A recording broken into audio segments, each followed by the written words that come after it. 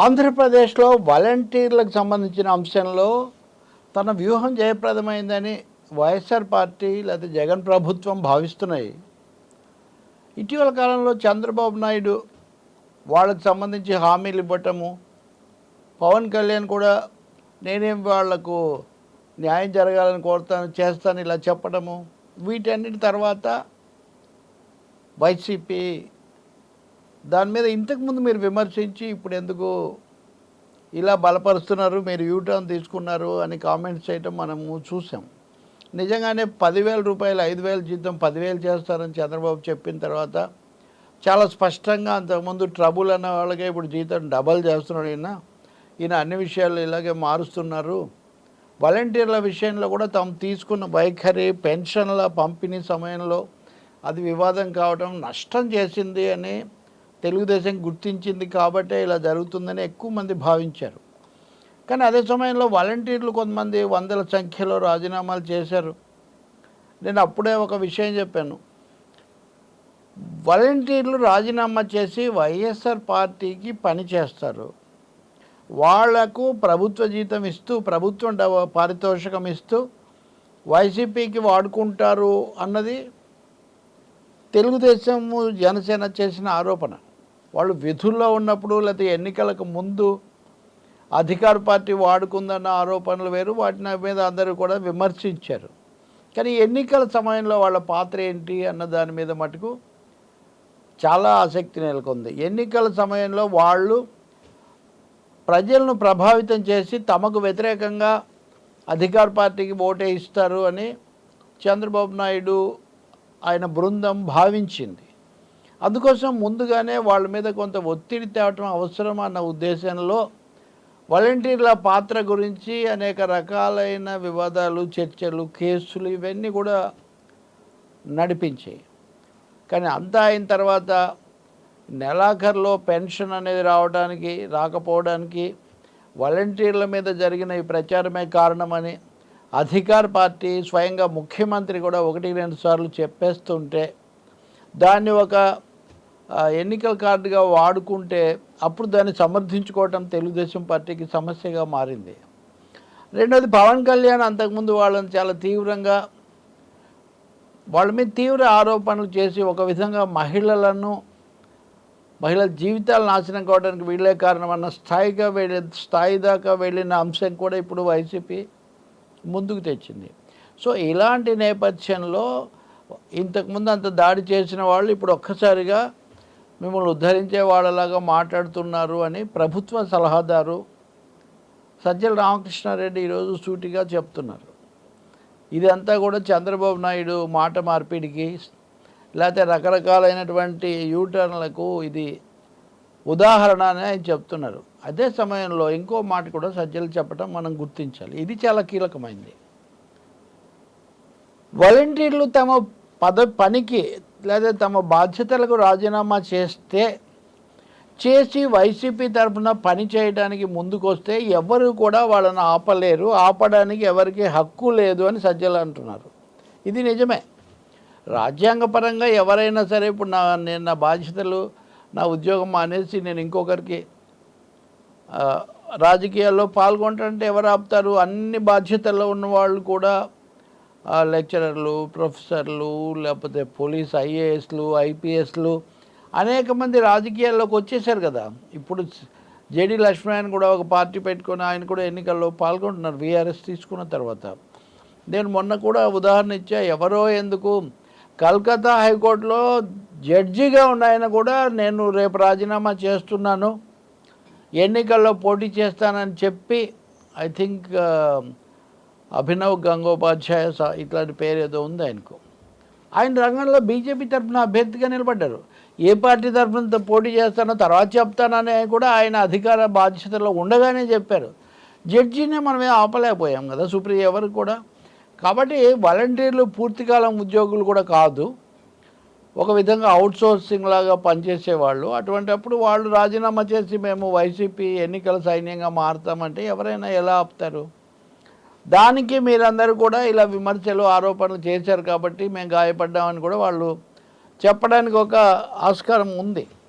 ఇప్పుడు సజ్జల రామకృష్ణారెడ్డి చెప్పిన తాజా అభిప్రాయాలు, వ్యాఖ్యలు చూస్తుంటే అటువంటి ప్రక్రియ ఏదో జరుగుతుందేమో అనిపిస్తుంది. ఇలా వీళ్ళు రాజీనామా చేసి వైసీపీకి వెళ్తారనే సందేహము, ఆందోళన ఉండబట్టి చంద్రబాబు నాయుడు మీరు రాజీనామాలు చేయకండి, మీకు 10,000 రూపాయలు జీతం ఇస్తాను అంటే, 5,000 కాదు 10,000 ఇస్తాను అంటే వాళ్ళు రాజీనామాలు చేయకుండా ఉద్యోగాల్లో కొనసాగాలి అని ఆయన ఆశ పెడుతుండొచ్చు. చివరికి ఏం జరుగుతుందో మనం చూడాలి. కానీ సజ్జల రామకృష్ణారెడ్డి ఈరోజు చేసిన వ్యాఖ్యలన్నీ ఎక్కువ భాగం చంద్రబాబు నాయుడుకు సమాధానంగా ఉద్దేశించిన ఎన్నికల ప్రక్రియను వీళ్ళు ప్రభావితం చేయడానికి ప్రయత్నిస్తున్నారు. చంద్రబాబు నాయుడు ముఖ్యమంత్రిగా ఉండగా చివరి దశలో 2019 ఎన్నికల్లో ఆయన ఎంత హడావుడి చేశారు, ప్రధాన కార్యదర్శి మీద విమర్శలు చేశారు. అలాగే ఎన్నికల అధికారిగా ఉన్నటువంటి ఐ థింక్ గోపాలకృష్ణ ద్వివేది అనుకుంటా, ఆయన కార్యాలయానికి వెళ్ళి అక్కడ బహిరంగంగా దాని మీద చర్చ, వివాదం కూడా పెట్టుకున్నారు. ఇంకా ప్రతిరోజు మేమేదో చేస్తున్నట్టుగా మా మీద దాడి చేశారు. అటువంటిది ఇప్పుడు జగన్మోహన్ రెడ్డి ముఖ్యమంత్రి అయినప్పటికీ ఆయన తన సభలు తాను చేసుకుంటున్నారు. కానీ ఎన్నికల ప్రకటన వచ్చిన మరుసటి రోజు నుంచి ఏ రోజు ఆయన ఈ అధికార పరిధిలోకి ఆయన ఎక్కడ కూడా జోక్యం చేసుకునే ప్రయత్నం చేయటం లేదు. ఆయన ఏమీ ఫిర్యాదులు కూడా చేయటం లేదు.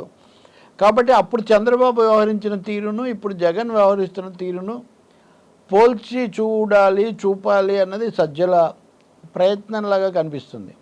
సరే, ఎలాగో వైసీపీ టీడీపీ వాళ్ళు దీనికి సమాధానం చెప్తారు, ఖండిస్తారు అనుకోండి. కానీ పోలీస్ అధికారుల పాత్ర అన్నదే ఇక్కడ కీలకమైన అంశంగా టీడీపీ పదే పదే ముందుకు తెస్తుంది. మొన్న పురంధేశ్వరి లేఖ రాశారు బీజేపీ అధ్యక్షురాలు. ఈరోజు ఆ పార్టీ తరఫున కేంద్రంలో ఉండి మాట్లాడుతున్న మాజీ మంత్రి దేవినేని ఉమా ఈరోజు ఒక 100 మంది పోలీసు అధికారుల మీద ఫిర్యాదు ఉంది అని ఆయన చెప్తున్నారు. అసలు డీజీపీనే మార్చాలి అని. కొత్త డీజీపీగా ఏబి వెంకటేశ్వరరావు రావాలి, వస్తాడు అని కూడా కథనాలు నడుస్తున్నాయి. అందుకని ఆంధ్రప్రదేశ్లో ఇప్పుడు ఎన్నికల సమయంలో ఒక ఆపద్ధర్మ పాలన నడుస్తున్నప్పుడు ఉండేటటువంటి వివాదాలన్నీ ముందుకు వచ్చాయని మనం చెప్పొచ్చు. కాకపోతే మీరు చాలా ఎక్కువ గొడవ చేశారు మీరు ముఖ్యమంత్రిగా ఉన్నప్పుడు, జగన్ ఏమో అలా ఏం లేకుండా ఉన్నారు అని. కాదు, ఇప్పుడు ఎన్నికల కోడ్ కాదు వైసీపీ కోడ్ నడుస్తుంది అని టీడీపీ వాళ్ళు ఆరోపిస్తున్నారు.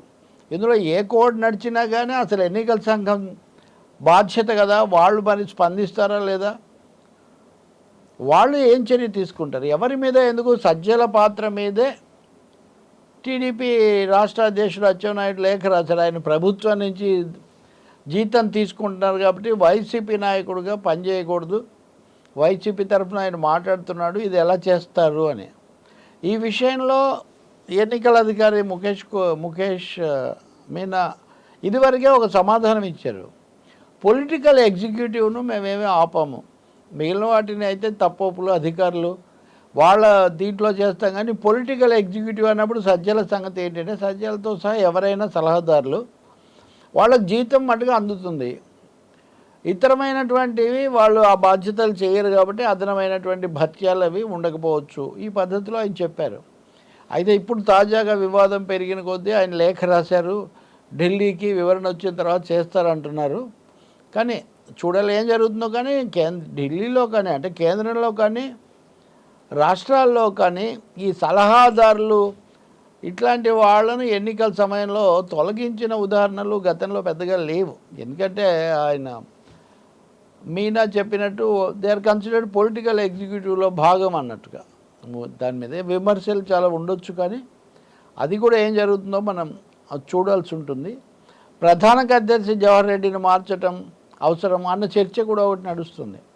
కాబట్టి ఇవన్నిటి మధ్యలో రాజకీయంగా ప్రతిదీ కూడా వేడెక్కిస్తున్న పరిస్థితుల్లో ఇప్పుడు ఉదాహరణకి ఈరోజు ఒంగోలులో గొడవ జరిగింది, 2 పార్టీలు టీడీపీ వైసీపీ మధ్యలో. వాళ్ళే కారణమని వీళ్ళు సజ్జలు అంటున్నారు, పోలీసులు ఇలా చేశారని టీడీపీ అంటున్నారు. ఇలాంటివన్నీ ఉంటాయి. కానీ మనం కోరుకోవాల్సింది ఒకటే, శాంతి భద్రతలు కాపాడడం అనే విషయంలో మటుకు ఎలాంటి మినహాయింపులు లేకుండా పోలీసులు గట్టిగా వ్యవహరించాలి. ఒకటి, వాలంటీర్ల విషయంలో మటుకు ఒక ఎత్తుగడ మార్చుకోవడానికి చంద్రబాబు నాయుడు వాళ్ళకు కొన్ని ఆఫర్లు అవి ఇస్తున్నారు. వాలంటీర్ వ్యవస్థ మా విజయం అనే మటుకు అధికార పార్టీ గొప్పగా చెప్పుకోవడానికి ఇంకొక వాళ్లకు వచ్చింది ఏంటంటే, తెలంగాణ ముఖ్యమంత్రి రేవంత్ రెడ్డి కూడా వాలంటీర్లను నియమిస్తారని ఈరోజు ప్రముఖంగా వార్త వచ్చింది. 37,000 మంది అని ఒక సంఖ్య కూడా. 37,000 మందిని వాలంటీర్లుగా తీసుకోవడానికి ఆయన సిద్ధమవుతున్నారు. తర్వాత వాళ్ళకి ఎంత ఇస్తారు ఏంటి ఇవన్నీ కూడా అవుతాయి. ఎన్నికలు అయిన తర్వాత ఇదేదో జరుగుతుందని చెప్తున్నారు. అంటే ఇన్ని ఉద్యోగాలు వస్తాయి అన్న ఆశపెట్టే ప్రయత్నం కూడా కావచ్చు. కాబట్టి తాము పెట్టిన వాలంటీర్లకు జీతం డబల్ చేస్తామని అక్కడ ప్రతిపక్ష నాయకుడైన చంద్రబాబు కూడా చెప్పడం, తెలంగాణ ముఖ్యమంత్రి మేము కూడా వాలంటీర్ వ్యవస్థను ప్రవేశపెట్టాలి అన్న పద్ధతిలో ఆలోచిస్తున్నారని వార్తలు రావటం, ఇవన్నీ తమకు సక్సెస్ అని వైసీపీ అనుకుంటే మనమేమీ ఆశ్చర్యపోవాల్సిన అవసరం లేదు.